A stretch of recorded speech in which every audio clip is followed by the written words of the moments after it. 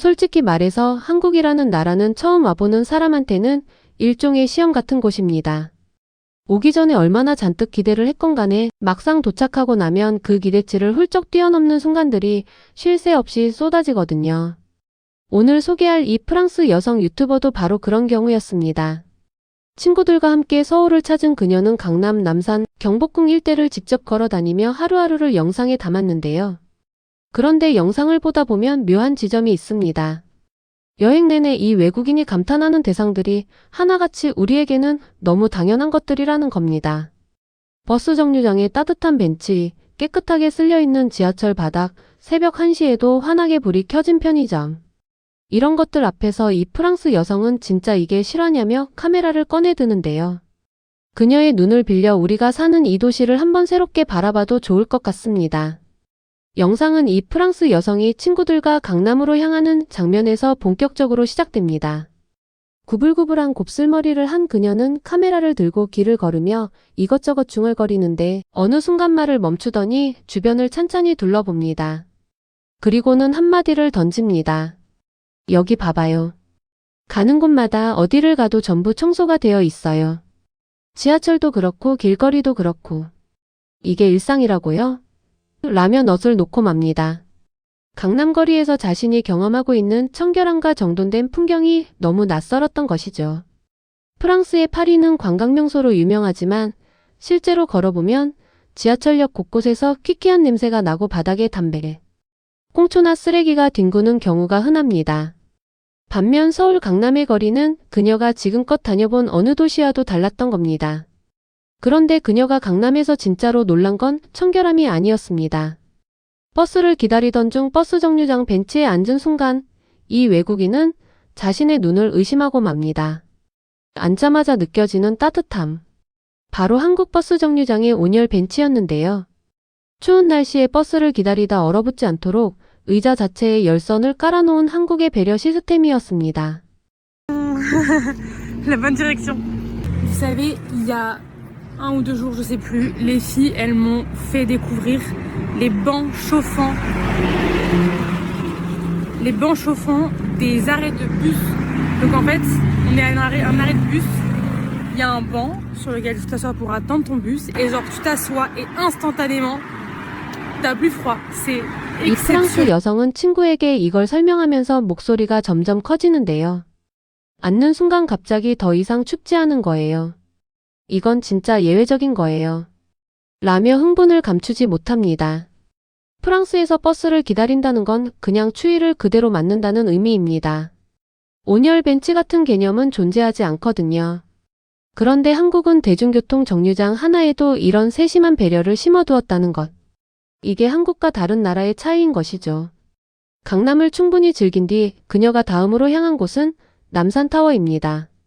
지금 전 세계 K-팝 팬들이 서울로 몰려오고 있습니다.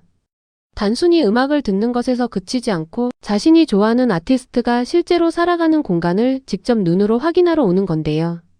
오늘 소개할 이 프랑스 여성도 바로 그런 케이스였습니다. 강남을 걷던 중 갑자기 발걸음을 멈춘 그녀. 그 눈이 향한 곳은 자신이 가장 사랑하는 K-팝 그룹의 소속사 건물이었는데요. 카메라를 향해 떨리는 목소리로 한마디를 남깁니다. 이 건물을 꼭 보고 싶었어요. 그들이 대부분의 시간을 보내는 환경을 가까이서 한번 느껴보고 싶었던 거예요. 라며 눈을 빛냅니다. 소리를 지르거나 난리를 피우는 대신 오래 꿈꿔온 장소에 마침내 도달한 사람처럼 조용히 그 순간을 받아들이는 모습이었는데요. K-팝이 문을 열어줬지만 그 문 너머에서 한국이라는 나라 전체가 이 외국인을 완전히 사로잡아버린 겁니다. 서울 도심 한가운데 솟아있는 이 장소는 외국인 여행자라면 한 번쯤 꼭 들르는 곳이지만 그녀가 진짜로 압도당한 건 타워 그 자체가 아니었습니다. 남산으로 오르는 계단길, 그리고 그 주변으로 펼쳐진 단풍 풍경이었는데요. 도시 한복판에 이렇게 잘 관리된 자연이 있다는 것 자체를 그녀는 좀처럼 받아들이지 못하는 표정이었습니다. 가파른 계단을 오르며 숨을 헐떡이면서도 카메라를 놓지 않던 그녀. 색깔들이 정말 굉장해요. 진짜 너무 아름답다. 라는 말만 반복합니다. 서울이라는 거대한 도시 안에 이런 자연이 공존하고 있다는 사실이 그녀에게는 도저히 상식 밖의 일로 느껴졌던 것입니다. 파리 도심에서 이 정도 규모의 자연을 만나려면 도시를 한참 벗어나야 합니다.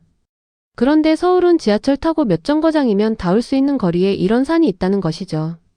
남산타워에 도착한 그녀는 자물쇠 장식으로 빼곡한 난간 앞에서 작은 자물쇠 하나를 손에 들고 이름과 날짜를 적기 시작합니다. 프랑스 오를레앙에서 한국까지 라고 적은 뒤 자물쇠를 채우는 그 장면에서 이 여행이 그녀에게 얼마나 특별한 의미인지가 그대로 전해집니다. 그 뒤로 남산을 내려오는 길도 만만치 않았는데요. 경사가 너무 가팔라서 뒤로 걷는 편이 낫다는 말을 듣고 실제로 뒷걸음질로 내려오는 장면은 보는 사람도 절로 웃음이 나오는 장면이었습니다. 힘들어 죽겠다고 하면서도 계속 카메라를 들고 주변 풍경을 담는 그녀의 모습이 인상적이었는데요. 서울의 산이라는 게 이렇게 도심 한복판에 있는데도 이 정도 규모와 난이도를 가지고 있다는 사실, 외국인 눈에는 그게 또 하나의 문화 충격이었던 겁니다. 남산에서 내려온 뒤 저녁 무렵 이 외국인 일행은 강남 근처에서 처음으로 떡볶이를 먹게 됩니다. 원래 한국식 바비큐를 먹으러 갔다가 문이 닫혀 있어 대신 들어간 작은 식당이었는데요. 떡볶이 한 입을 먹은 순간 그녀의 표정이 완전히 달라집니다. 맵긴 한데 전혀 너무 맵지 않아요. 진짜 너무 맛있어요. 라며 감탄하고 이어서 어묵도 한 입 먹더니 이걸 어떻게 설명해야 할지 모르겠어요.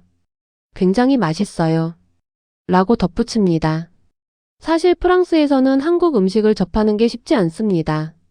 대도시 일부 지역에 한식당이 있긴 하지만 현지에서 만드는 진짜 떡볶이 맛과는 차이가 있거든요. 그러니 서울 한복판의 작은 분식집에서 먹은 첫 떡볶이가 얼마나 강렬했을지 충분히 짐작이 가고도 남는 상황입니다. 그렇게 이틀, 사흘이 지나도 이 외국인의 서울 생활은 계속해서 새로운 충격을 마주하는 연속이었습니다. 새벽 1시 반에 편의점을 찾아가는 장면도 나오는데요. 프랑스에서라면 그 시간에 동네 편의점을 들른다는 건 상상하기 어렵습니다. 치안 때문에 밤길 자체를 꺼리는 경우가 많거든요. 그런데 이 외국인은 아무렇지도 않게 새벽에 혼자 길을 걷고 편의점에 들어가고 원하는 걸 사고 돌아오는 모든 과정을 브이로그에 담습니다. 한국에서는 너무나 평범한 새벽 편의점 한 컷이 이 외국인에게는 자신이 지금 얼마나 안전한 나라에 있는지를 실감하는 장면이었던 겁니다. 그리고 사흘째가 되어 이 외국인은 국립박물관과 리움미술관을 방문합니다. 두 곳 모두 하루 종일 볼거리가 넘쳐서 해가 질 때까지 걸었다고 하는데요. 한국에서 세계적 수준의 미술관과 박물관을 이렇게 어렵지 않게 즐길 수 있다는 것 자체가 이 외국인에게는 또 하나의 놀라운 경험이었습니다. 여행의 마지막에 그녀가 남긴 말은 짧고 솔직했습니다. 나는 정말 내 인생 최고의 시간을 보내고 있어요. Et du coup, ben, comme je dis, je vais vous laisser là et je vous reprends dès demain. J'espère que ce vlog-ci vous aura plu. 너무너무 좋아요. 라며 환하게 웃고 맙니다. 버스 정류장 벤치 하나에도 골목길 하나에도 새벽 편의점 하나에도 이 외국인이 발견한 한국은 그냥 잘 사는 나라가 아니라 사람을 먼저 생각하는 나라였습니다. 우리가 매일 무심히 지나치던 그것들이 누군가의 눈에는 이렇게 빛나 보인다는 것.